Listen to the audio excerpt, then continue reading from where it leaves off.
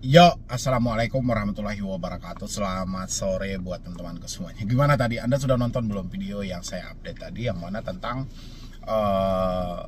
kita yang ditakut-takuti melalui WhatsApp, melalui email, melalui pokoknya surat-surat semuanya yang dikirim oleh pihak debt collector, yang mana itu seakan-akan mereka akan turun langsung ke lapangan dan penjemput tagihnya. Pokoknya berbagai macam skenario kan dilontarkan. Oke.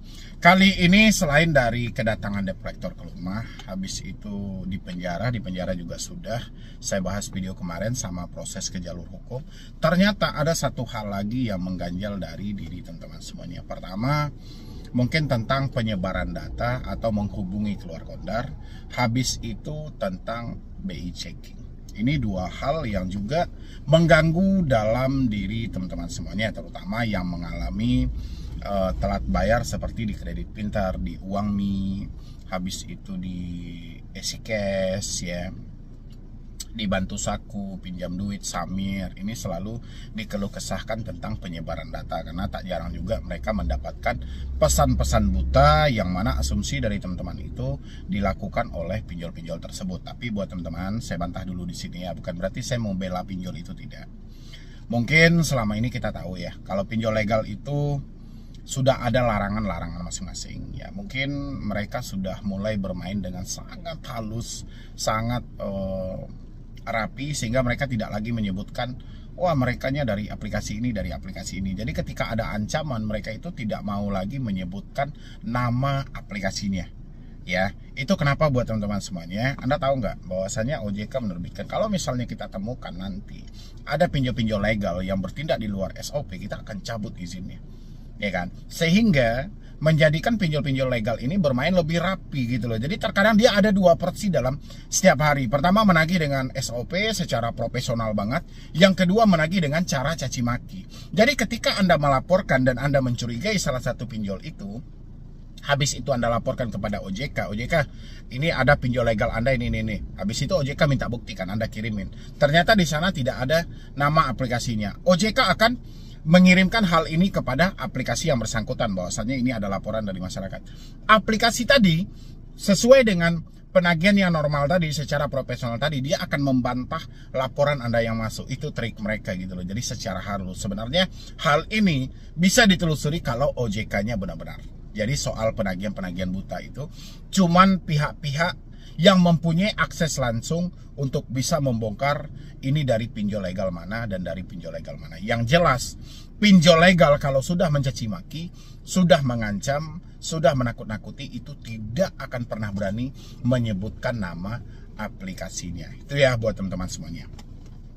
Habis itu tentang penyebaran data, mungkin sesuai dengan judul video kita hari ini, tentang penyebaran data. Jadi buat teman-teman semuanya, sebar data atau tidak, kadang kan Anda bertanya, Bang, apakah pinjol ini menyebarkan data? Bang, apakah pinjol ini menghubungi di luar kondar? Ini buat teman-teman semuanya, supaya Anda tidak berkeliaran kemana-mana mencari jawaban dari ini. Sebenarnya pertanyaan itu Anda sendirilah yang mampu menjawab. Kenapa? Karena Anda yang sejak awal mengajukan 2 nomor kontak darurat. Ya, siapa aja. Dan ketika ada ya orang di luar dari kontak darurat Anda mengetahui Anda ada hutang di salah satu aplikasi, kemungkinan besar aplikasi itu menyebarkan data Anda, menyebarluaskan ya data Anda, sehingga orang yang tidak seharusnya mengetahui bahwa Anda ada hutang akhirnya mengetahui. Tapi kalau sejauh tidak ada laporan dari orang sekitar, berarti mereka tidak menyebarkan data. Ini dihitung setelah Anda telat bayar. Ya begitu ya buat teman-teman semuanya. Dan habis itu untuk teman-teman yang sudah disebarkan datanya kepada orang sekitar Anda, mungkin beberapa orang, tidak semua orang juga, ke beberapa orang misalnya mungkin ya dari kerabat-kerabat Anda yang terdekat, yang mana ada nama-namanya di handphone Anda. Misalnya mereka mengetahui soal hutang-hutang Anda, sementara dia tidak Anda jadikan sebagai kontak darurat atau emergency kontak dan sebagai macamnya. Tapi mereka mengetahui bahwa Anda ada hutang di aplikasi tersebut. Malu kan buat teman-teman semuanya? Ambil sisi positifnya. Jangan ambil versi negatifnya, tapi ambil versi positifnya. Bagaimana dengan positifnya? Positifnya adalah buat teman-teman semuanya, dengan adanya penyebaran data tersebut, ya, dengan ada penyebaran data tersebut, dengan ada penyebaran luas informasi hutang-hutang Anda tadi, Anda sudah menjadi orang yang memberikan literasi, Anda telah menjadi orang yang memberikan pengenalan bahwasanya beginilah dampak dan risiko kalau Anda bermain di pinjaman online. Secara tidak langsung Anda telah memberikan nasihat kepada mereka, jangan coba-coba pinjam ke pinjaman online. Ya, itu sisi positifnya. Jadi teman-teman jangan ambil malunya aja. Dengan adanya penyebaran data tadi, Anda telah mempromosikan keburukan pinjaman online kepada orang sekitar Anda. Jadi tidak perlu lagi orang sekitar kita jangan berharap meminjam di pinjol, tapi itulah salah satu risikonya. Sehingga nanti orang sekitar akan berpikir ketika dia mau minjam pinjol, saya pinjam atau tidak ya. Kemarin si A, ya disebutnya sama Anda, kemarin si A pinjam pinjol, yang terjadi malah dipermalukan, data dia disebar. Ukuran orang mau meminjam di pinjol nggak jadi meminjam. Ya, jadi teman-teman ambilnya sisi positifnya, jangan ambil sisi negatifnya. Kalau negatifnya ya malu. Itulah makanya ada moto solusi utang itu, lebih baik malu sesaat daripada hancur selamanya. Data kita disebar kepada orang sekitar itu nggak ada masalah, kita nggak mati kok. Nggak ada yang rusak juga di badan kita. Ya kan, sehari dua hari orang akan terbiasa, seminggu dua minggu orang akan paham. Dan akhirnya apa? Orang akan menjadikan ini sebagai motivasi. Orang akan menjadikan ini sebagai warning untuk mereka tidak perlu juga terjebak di ranah pinjaman online. Begitu teman-teman semuanya, makanya ada lebih baik malu sesaat. Kan malu Anda namanya itu. Tapi itu hanya sesaat saja, sebentar menjelang orang tahu, daripada Anda hancur selamanya. Ya kan, daripada Anda ditekan, digertak, tidak mau soal sebar data, ya kan, tapi Anda malah melakukan perpanjangan, melakukan mencicil, Anda menjual aset, gali lubang tutup lubang, yang mana ini bukan menyelesaikan hutang-hutang Anda, malah memperbanyak, malah memperburuk keadaan Anda gitu loh. Makanya teman-teman semuanya, pakai tuh moto solusi utang, lebih baik malu sesaat daripada hancur selamanya. Ya kan, berhentilah kita untuk gali lubang tutup lubang. Ini lagunya, saya sudah ciptakan lagunya, teman-teman boleh didengarin dulu lagunya sebentar ya. Berhentilah, berhentilah, gali lubang tutup lubang. Ingatlah, ingatlah, lebih baik malu sesaat daripada hancur selamanya. Lebih baik malu sesaat daripada hancur selamanya. Nah itu, jadi lebih baik malu sesaat daripada hancur selamanya. Jadi berhentilah gali lubang tutup lubang, karena itu akan menyengsarakanmu. Ya, itu buat teman-teman semuanya. Jadi jangan pernah Anda takut, wah bang malu bang, data saya disebar bang, takutnya gini, kalau urusan di kantor gimana bang. Kalau urusan di kantor nggak ada masalah juga, menghadap sama HRD kita, ya kan. Sejauh rezekimu masih ada di perusahaan itu, seberat apapun masalah yang kamu hadapi, kamu tetap akan bekerja di sana.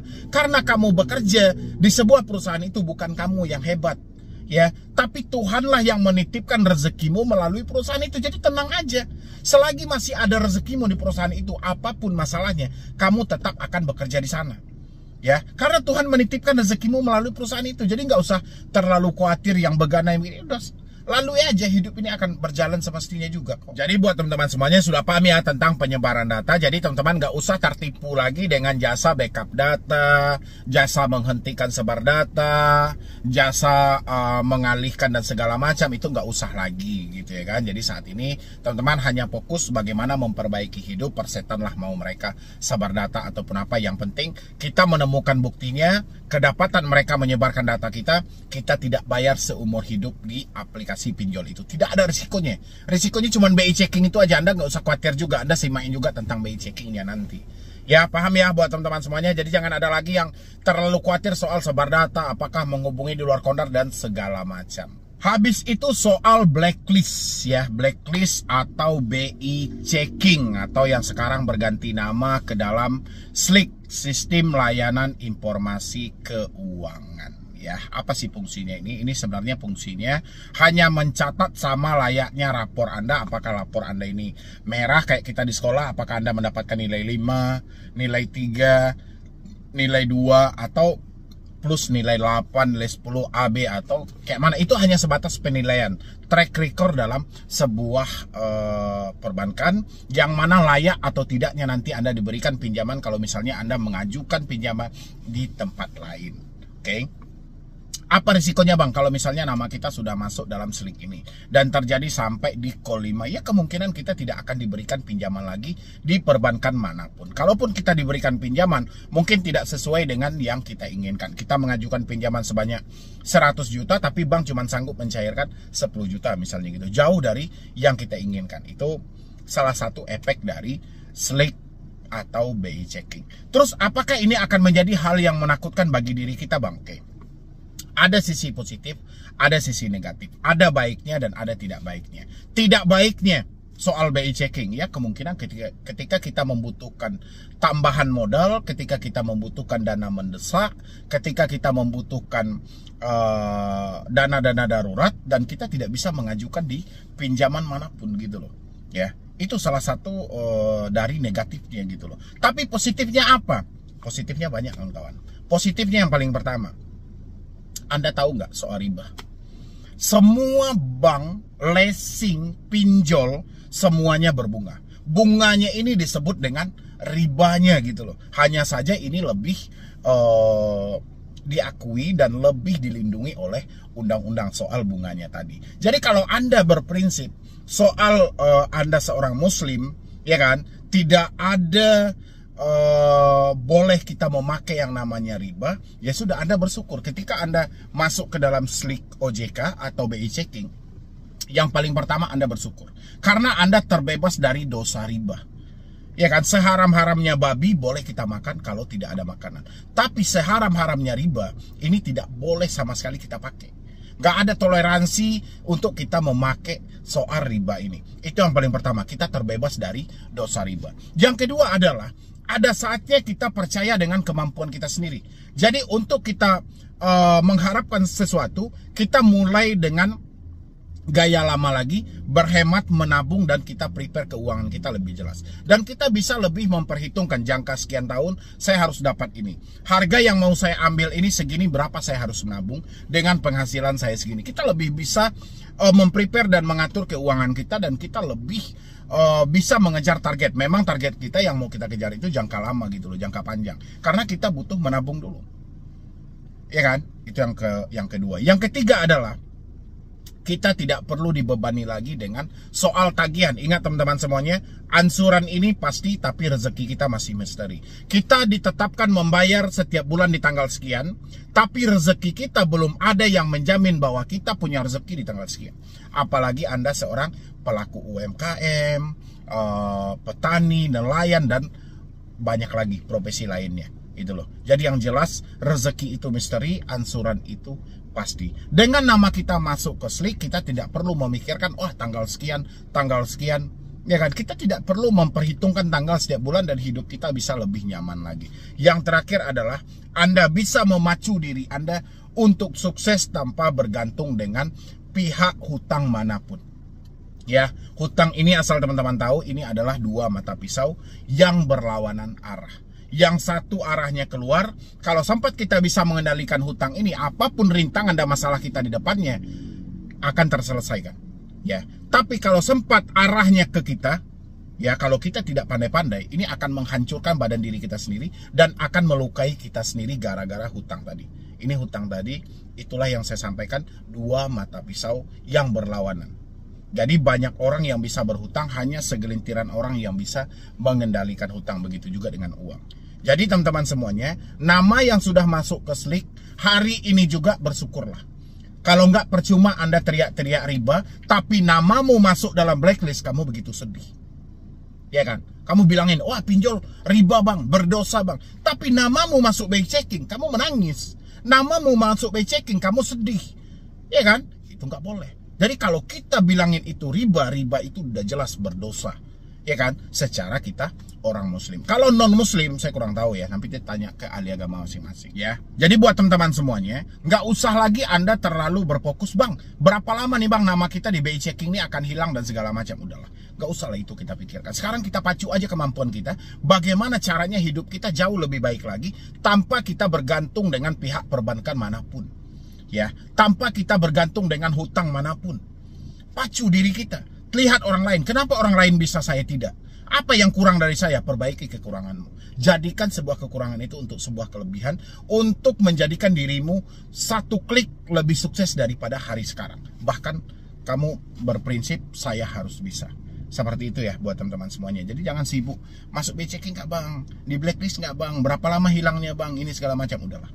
Buanglah semuanya gitu loh. Selagi Anda masih bertanya soal BI Checking, masih ada harapan namanya Anda akan berhutang kembali. Oke, buat teman-teman semuanya, mungkin dari saya cuma itu aja ya. Mudah-mudahan ini bisa membantu untuk teman-teman yang benar-benar kebingungan soal penyebar data, soal BI Checking. Kedepannya jangan ada yang kebingungan lagi. Insya Allah semuanya akan baik-baik saja. Saya tahu semuanya teman-teman ini adalah orang hebat, orang-orang yang akan menghadapi kesuksesan buat kedepannya nanti. Mungkin hari ini Anda diuji dulu dengan berbagai macam finansial dalam hidup Anda. Ini hanya sebagai ya sebatas nanti untuk ketika Anda sukses, Anda bisa mengingat kembali bahwasannya Anda pernah berada di titik di mana Anda sudah tidak bisa berbuat apa-apa. Ya, anggap aja ini sebagai pengalaman yang berharga. Anggap aja terjebak pinjol ini sebagai batu loncatan untuk Anda sekian kali lipat lagi buat kedepannya. Oke, buat teman-teman semuanya mungkin cuman itu dari saya. Jadi teman-teman, stoplah semuanya ketakutan-ketakutan yang ada. Pikirkanlah bagaimana masa depan yang cerah, tetap beraktivitas, tetap bekerja, prepare keuangan dengan benar. Insya Allah kedepannya akan menjadi orang yang sukses. Amin. Jadi sekian dulu dari saya, Medi Bruni. Wassalam.